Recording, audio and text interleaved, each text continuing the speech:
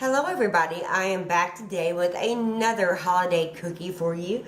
These are the Shortbread Thumbprint cookies. I make them every year. They're my favorite and they are so easy to make. You do have to chill the batter. I like to chill it in the freezer for about an hour before I make these cookies, and then as I make it in batches it goes back into the freezer in between batches. But these are so easy to make. It's a butter, flour and vanilla kind of cookie with a thumbprint. I added raspberry jelly. You could add any kind of jelly you like. The glaze is just powdered sugar with some almond extract, which I love, but you could leave the almond extract out and add vanilla, or just skip extracts altogether and just have a sugar glaze. They are so easy to make. They're one of my favorite cookies. If you want to see how to make them, just keep watching. So let's get making the dough for the Shortbread Thumbprint cookies. I'm going to break it up into two parts, the dough and then the filling and the icing. So I'm going to be doubling this batch like always, but I'm going to show you how to make it just, for one batch and explain that too. So what you're going to need is 2 sticks of butter. These are softened. That's 1 cup of softened butter. Obviously I'm making a double batch. You're going to need 2/3 of a cup of just regular old white sugar, 2 cups of all-purpose flour, and a teaspoon of vanilla. And that's all you're going to need to make the dough. To make the cookie, it's to put the raspberry in the cookie, I'm using this all-fruit raspberry seedless jam. You're going to need about 1/2 cup. I get a little extra because I get happy with the jam. You're going to need some almond extract, and you're also going to need some powdered sugar and a few teaspoons or tablespoons of water, depending on how much you're making. And I also got this really festive sugar that I might sprinkle over a few of them. So let's get started making the batter. It's got to chill in the freezer for about an hour. It works, best if it's really cold. So we're going to make the batter and let it get chilled. So I'm just using my handy KitchenAid. If you're making a double batch with a hand mixer, I highly suggest just doing it batch by batch. But this is able to handle a bigger amount. So I'm just adding the butter. You would add 2 sticks if you were making one batch. I'm adding 4. And don't worry about the butter. It's Christmas time. We're supposed to enjoy the cookies and the food. Everything in moderation. And now I'm going to add the sugar. You would use 2/3 of a cup. So that'd just be 2 of these, but for me it's going to be 4.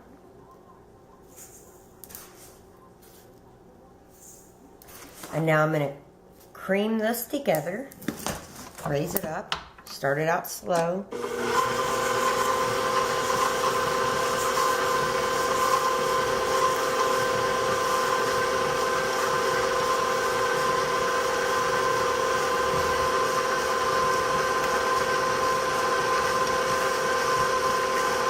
I'm going to whip it up a little faster.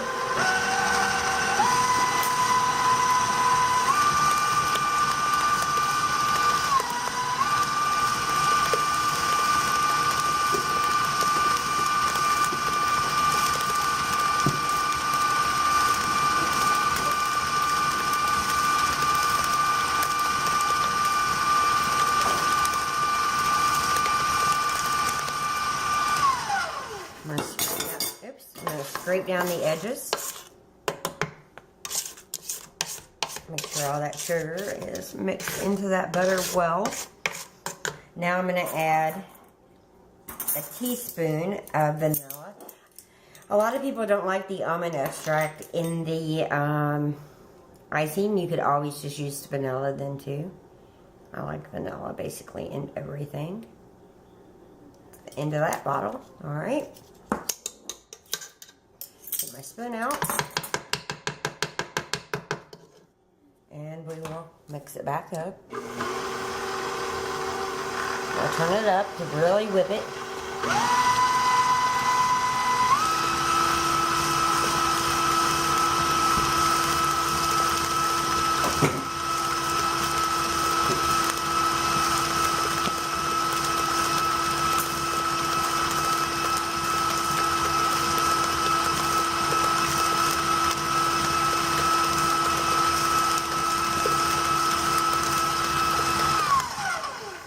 Okay, now with it on the lowest setting, I'm going to add my flour. If you're making one batch, you would add 2 cups. Just add it kind of slow. Little taps. I'm going to be adding 4 cups for the double batch. There's 1.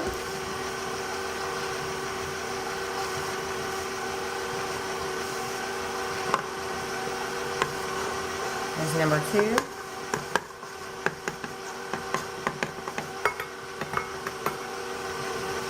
I'm going to mix it a little faster.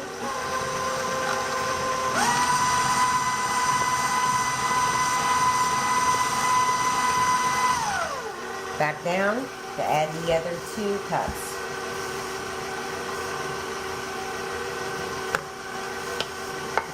Now, a lot of people would take this out, put it on plastic wrap, and cool it that way. Or, you know, let it chill that way. I'm not. I'm leaving it right in here. And I'll just put this directly in the freezer. We're on our last cup of flour. These are always such a hit every Christmas. Everybody loves these cookies so much. Okay, turn it up. Ooh, not too fast, so that's what happens. Turn it up.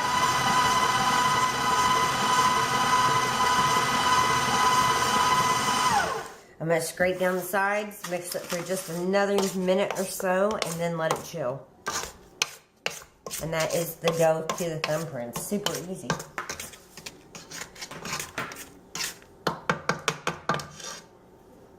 One more time.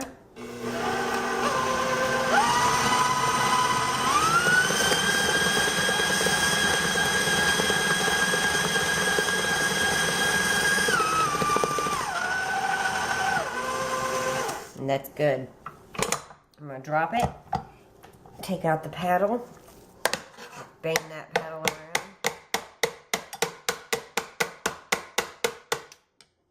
A KitchenAid is a very good investment, especially if you like to be in the kitchen. I have 2. I only just use this one though, because it's the bigger one of the 2. And all I'm going to do is get that kind of together in like a dough ball. It's not going to be super thick. I'm just mixing it all down. Take it off. KitchenAid gets dirty. Alright. So, here's how it will look. And I'm going to cover it with some cling wrap and get it right in the freezer and let it chill for about an hour. So the dough has chilled for quite a while. I put the jelly that I'm using right in a bowl and mixed it up. It's going to make it easier and left it out for a while. It's going to make it easier to work with. You're going to use about 1/4 of a teaspoon, so I have just a measuring spoon to put the jelly in the cookies. Again, I have like a 1-inch cookie scoop, and I have 2 cookie trays lined with parchment, and your oven needs to be heated up to about 350 degrees, and I'm just going to scoop these out. And then I will show you how I put the jelly in. You're going to want them about 2 inches apart. Hopefully you can see. Sometimes I make these bigger than what I am now.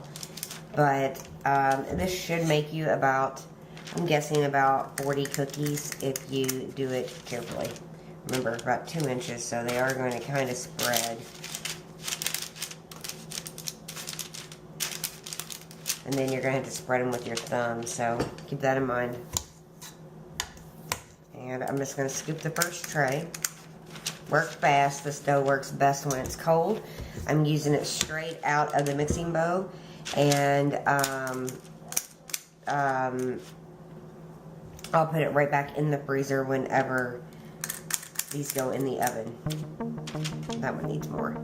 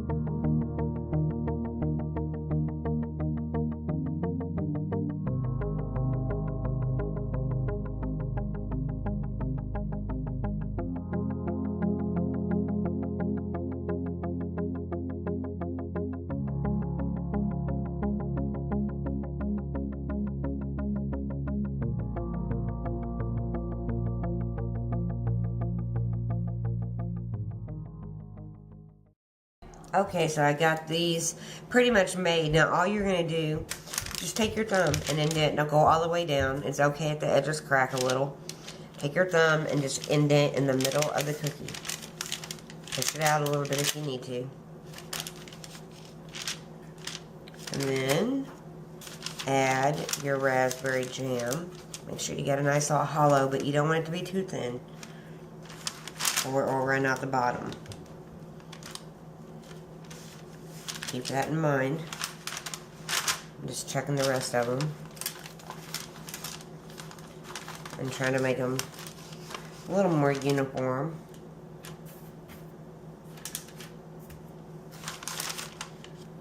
I think this is my favorite cookie. Then I'm just going to take some of that raspberry jelly and fill the little cookies up. If I can get it out, come on, there we go. Okay. There's been a lot of years I've made these a lot bigger, a lot of years that I've made these with a lot more jelly. These are one of my favorite cookies, and I like to almost underbake them. They're supposed to bake from 14 to 18 minutes in a 350 degree oven, but I like them, like I said, a little underbaked. So I cook them for 10 to 12 minutes usually. I make these every year. I love them. I don't even like sharing them sometimes because I just love these cookies. I might even make more, because even doubling the recipe don't look like it's enough. Okay, let's try one. I'm going to try two. I already indented these in. Jelly's going.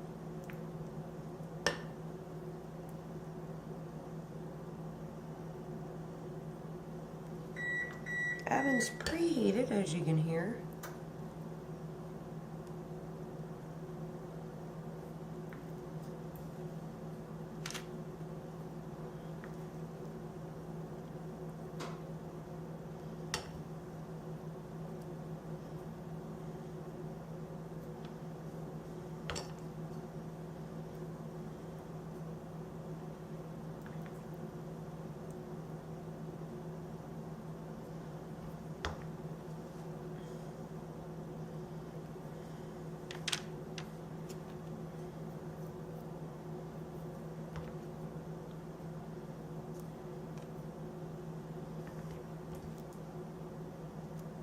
Alright, first batch going in the oven. Set your timers, start checking them around 10 minutes. Sometimes they'll go up to 18 minutes, but again, I like them a little underdone. I like them soft. So I'm going to get them in the oven. I'll show you what they look like when they come out. Now this will go right back into the freezer until those cookies come out. Okay, so the first batch is done. I'm removing them to this large tray that I used for the no-bake cookies. That recipe's already up. But you want these to completely cool before putting the icing on. And then after you put the icing on, you want them to really set up. So probably sometime late tonight, I will make the icing and put it on them. And they can set up in the car like the no-bakes tonight. Here's the next set of them. Let's pick them up. These are my favorite cookies. I love raspberry jelly. We usually go for the seedless because in the years before I did have the jelly with the seeds. Found a lot of people really didn't like that. It, you know, was hard to get the seeds out of their teeth. So I just choose these a seedless raspberry jam. Okay, next batch getting ready to go in.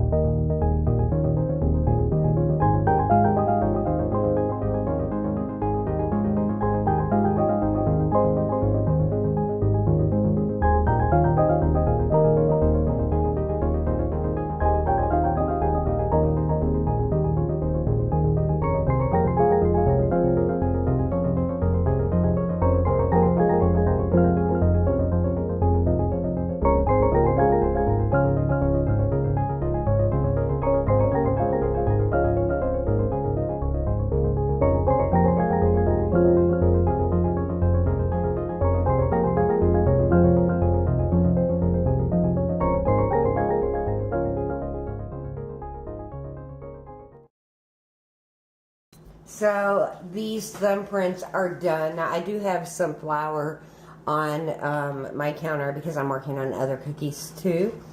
But these are done baking, and I'm going to let them completely cool and set up. Tonight I will make the icing and let them set up overnight. But now I'm going to move on to my gingerbread cookies, and I will finish these up in a few hours and post the video later tonight or tomorrow. Okay, so here are the thumbprints for finishing them up. If you're making one batch, it's 1 cup of powdered sugar, a couple teaspoons of water, and about a teaspoon, maybe a teaspoon and a half of almond extract if you like that. I did add it. I doubled it, and you can see if you need to add more water, add a little bit more, but that's about the consistency that you're going to want. And then you're going to drizzle it across the cookies, and I like using just a fork, and you just drizzle some back and forth to make that pretty design, and do that across every one. And that's what I am getting ready to do. Just do all these cookies, and then they will set up in the car out where it's cold, so they're not sticky.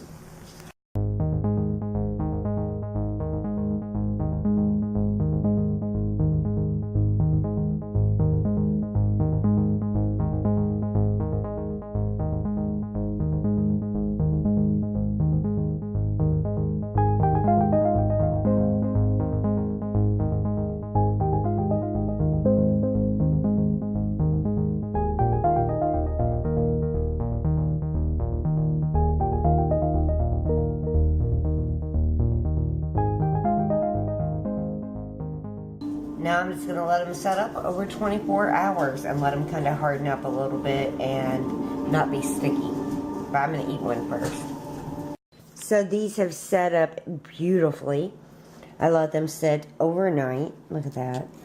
This is absolutely my favorite Christmas cookie. And they're super easy to make. You can make them pretty fast. I have a nice amount. And they don't have to look perfect, you guys. These are homemade cookies. They're not, you know, mass-produced. Each one is going to look different, and that's okay.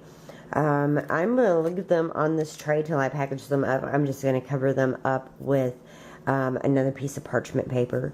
But definitely let them set up. You want to let them set up overnight. After the jelly cools, add that glaze and let that sit up overnight is actually what I'm talking about. Thank you so much for watching. I hope you've enjoyed this video. I have another holiday baking video coming up, and that should probably be the last one, I think. And then I'll show you how I package them, how I'm packaging the dog bones. We'll do it all together and get these packaged up. Check out my blog for more pictures and info. I'll try to post the recipe below in the down bar. But I haven't really been posting a lot of the recipes on the blog because I'm showing them, but I know you guys want to see the recipe, so I will definitely try to get that below. But thanks again for watching. And happy holidays to you all. Bye-bye.